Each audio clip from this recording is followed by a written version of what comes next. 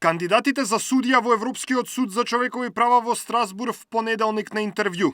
За избор конкурирале 11 кандидати, меѓу кои има универзитетски професори, поранешни и сегашни судии, како и адвокати.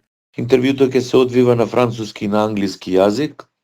Заради транспарентност на процесот на интервјуто се поканети представници од невладините организации, од коалицијата Сите за правично судење и од Македонското здружение на млади правници, но во секој случај утре во понеделник нема да биде донесена одлуката, а изборот секако ќе биде исто како што беа избрани и кандидатите за интервју, и изборот на кандидати ќе биде апсолутно во согласност со водичот кој е подготвен од експертскиот панел на Советот на Европа. Пред почетокот на седницата членовите ќе одржат и состанок. До антикорупцијска пристигнале 2 пријави за можен судир на интереси.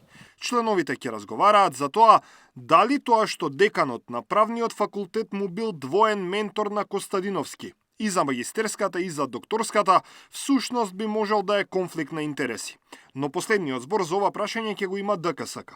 Костадиновски е убеден, не постои пристрасност. На менторството му претходи избор на ментор од наставно-научниот совет, одобрување на подготвениот труд од 5 професори, одбраната се врши пред 5 професори и на крајот на денот менторската фаза е завршена пред повеќе од 13 години. Значи, ние збориме за настан што се случил пред 13 години, така да во никој случај според моето убедување не може да стане збор нити за потенцијален судир на интереси, нити за никаква пристрасност од моја страна.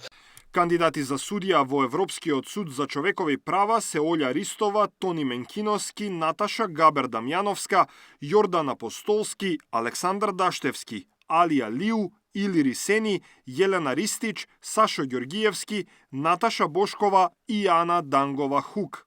Даниел Василев, Сител телевизија.